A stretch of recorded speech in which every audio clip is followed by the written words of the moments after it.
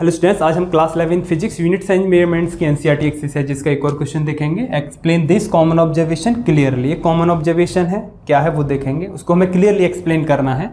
If you look out of the window of a fast moving train, अगर आप एक train में बैठे हैं वो जो काफ़ी तेज़ी से चल रही है और उसकी विंडो से आप बाहर की तरफ देखते हैं, द नियर बाई ट्रीज, जो पास के ही पेड़ पौधे हैं, हाउसेस या फिर घर हैं, ईटीसी जो भी कुछ आपको दिख रहा है पास में, सीम टू मूव रैपिडली, वो हमको काफ़ी तेज़ी से मूव होता हुआ दिखता है in a direction opposite to the trains motion.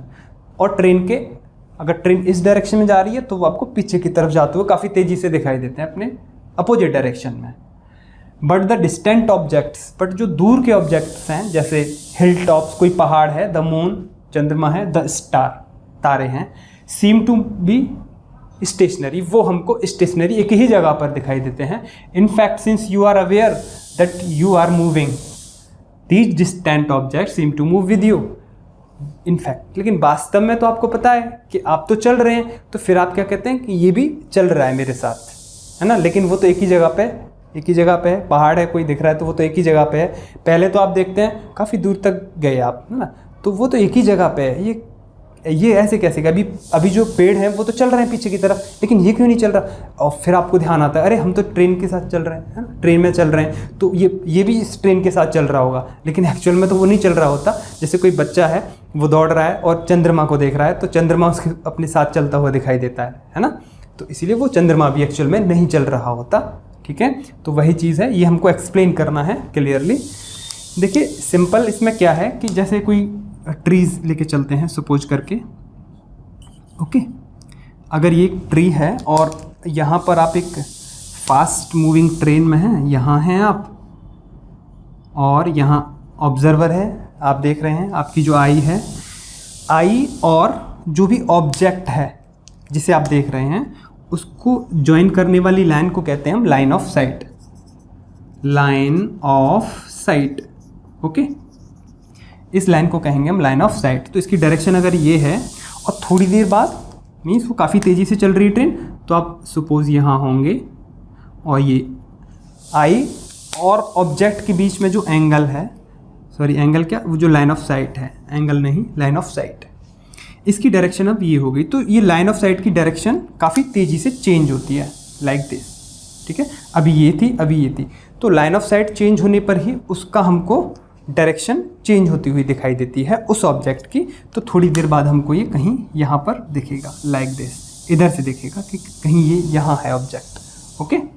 तो ये चीज़ होती है कि ये अगर इस डायरेक्शन में जा रहा है ऑब्जेक्ट, सॉरी ऑब्जर्वर या फिर ट्रेन, तो वो ऑब्जेक्ट जो होते हैं बाहर वाले वो हमको उसके अपोजिट डायरेक्शन में मूव होते हुए दिखाई देते हैं, ठीक है। और अगर ये काफ़ी दूर है, यही ऑब्जेक्ट काफ़ी दूर है, सपोज यहाँ पर कोई पहाड़ है और ये इसी ट्रेन में आप यहाँ थे, तो जो लाइन ऑफ साइट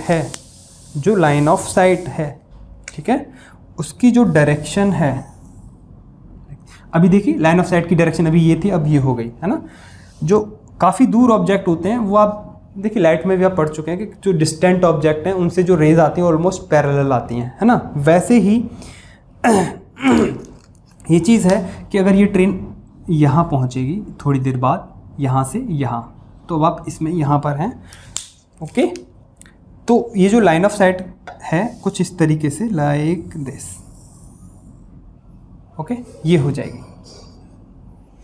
लेकिन काफ़ी डिस्टेंट ऑब्जेक्ट जैसे मून है ना, तो ये जो एंगल है, ठीक है, जो एंगल जो आपको दिख रहा है ये अभी काफ़ी बड़ा है और अब ये काफ़ी छोटा हो गया। ये एंगल मीन्स यहाँ से यहाँ तक जितना भी उसने ट्रैवल किया, उस ट्रैवल करने के बाद जो एंगल है वो दिख रहा है आपको यहाँ काफ़ी बड़ा है और ये एंगल काफ़ी छोटा है। मीन्स ऑलमोस्ट ये ज़ीरो के अप्रॉक्स हो जाता है जब काफ़ी डिस्टेंट ऑब्जेक्ट होता है, बहुत दूर ऑब्जेक्ट होता है और यहाँ पे ये ट्रेन है, ठीक है। ये इन किलोमीटर्स होता है, 1000 ऑफ किलोमीटर्स है, 100 ऑफ किलोमीटर या फिर 200 ऑफ किलोमीटर है। अगर ये वाली डिस्टेंस यहाँ से सपोज 500 किलोमीटर है ये डिस्टेंस, ना, तो ये जो एंगल है ऑलमोस्ट ज़ीरो हो जाता है।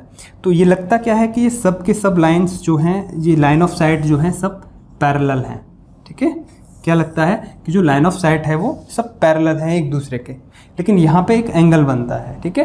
तो यहाँ डायरेक्शन चेंज होती हुई दिखाई दे रही है, लेकिन यहाँ पर जो लाइन ऑफ साइट की डायरेक्शन है वो ऑलमोस्ट पैरेलल है।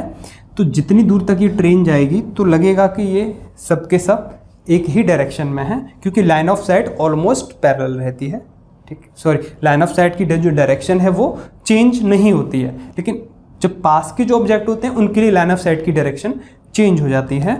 और एक चीज़ और आप समझ सकते हैं कि यहाँ पे अगर हम बात करें इसी ऑब्जेक्ट की, तो ये जो एंगल बनाएगा इसकी आई पे, वो भी एंगल भी काफ़ी बड़ा होगा।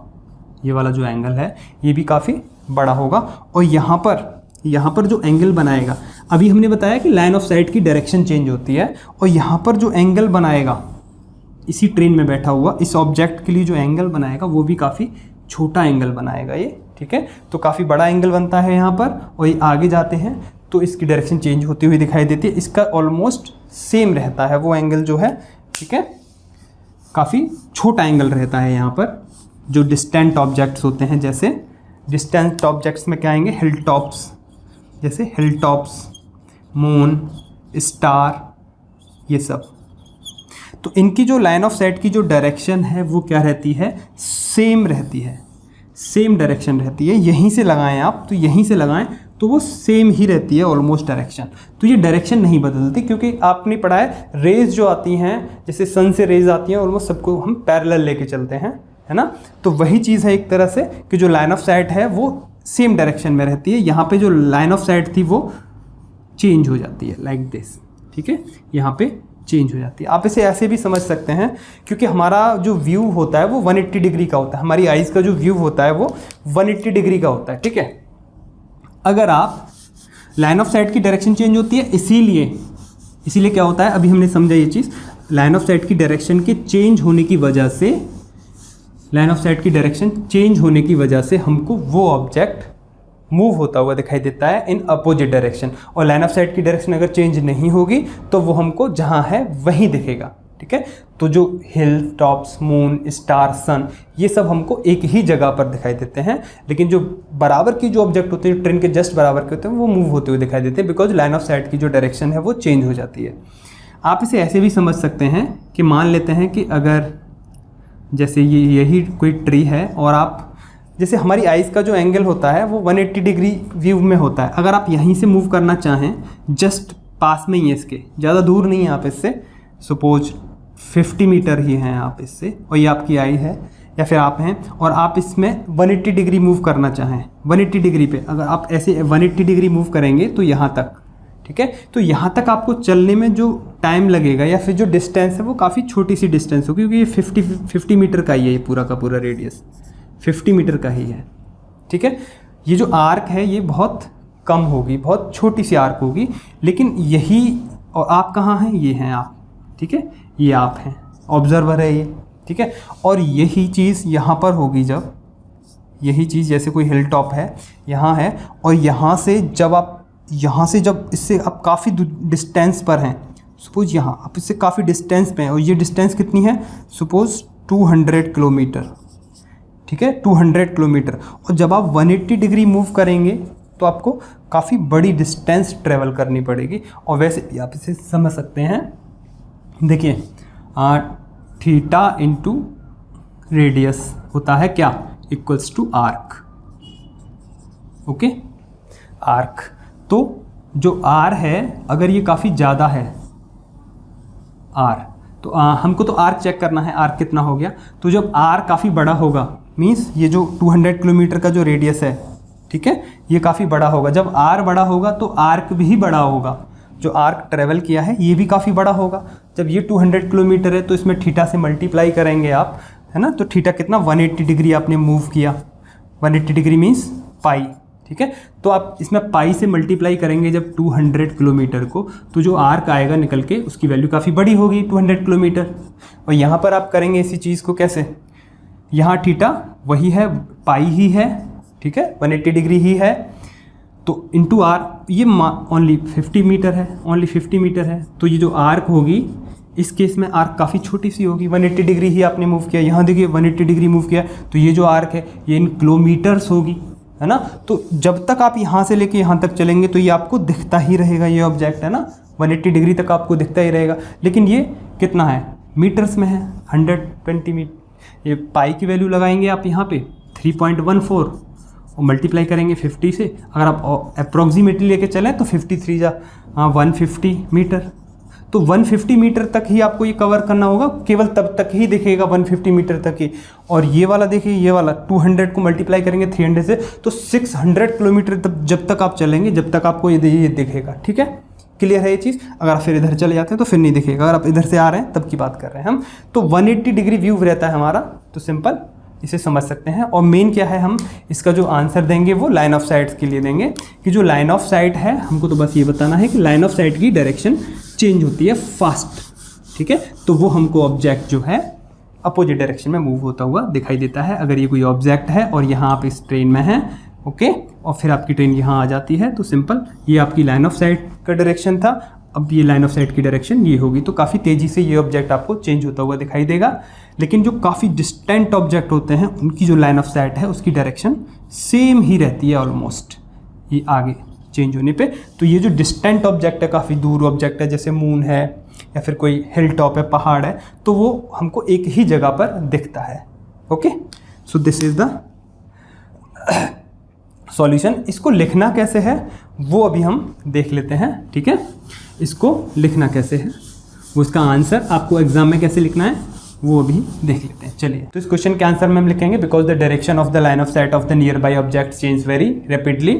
तो जो नियर बाई ऑब्जेक्ट्स होते हैं उनकी लाइन ऑफ साइट की जो डायरेक्शन है वो काफ़ी तेज़ी से चेंज होती है। क्यों चेंज होती है? Due to fast motion of moving train या फिर due to fast motion of observer, क्योंकि ऑब्जर्वर मूविंग ट्रेन में बैठा हुआ है तो उसके फास्ट मोशन की वजह से उनकी जो डायरेक्शन है लाइन ऑफ साइट की वो काफ़ी तेज़ी से चेंज होती है। इसीलिए so they appear to move in opposite direction of moving train, इसीलिए वो अपोजिट डायरेक्शन में मूव होते हुए दिखाई देते हैं अगर ट्रेन है या फिर ऑब्जर्वर है। अगर ट्रेन इस डायरेक्शन में जा रही है तो जो नियर बाई ऑब्जेक्ट्स हैं वो उसके जस्ट अपोजिट डायरेक्शन में मूव होते हुए दिखते हैं या फिर ऑब्जर्वर के अपोजिट डायरेक्शन में मूव होते हुए दिखते हैं। While the direction of line of site of the distant objects, जबकि जो डिस्टेंट ऑब्जेक्ट्स होते हैं जैसे मून, टॉप हिल्स, इन सब की जो लाइन ऑफ साइट की जो डायरेक्शन होती है वो ऑलमोस्ट डू नॉट चेंज, वो चेंज नहीं होती है। वो देख लिया आपने कैसे, due to very large distance, क्योंकि उनकी काफ़ी लार्ज डिस्टेंस होती है फ्रॉम ऑब्जर्वर या फिर फ्रॉम मूविंग ट्रेन, या फिर मूविंग ट्रेन से उनकी काफ़ी लार्ज डिस्टेंस होती है। सो दे अपीयर स्टेशनरी, इसीलिए वो हमको स्टेशनरी या फिर एक ही जगह पर दिखते हैं। Okay, so this is the answer for this question. Thank you.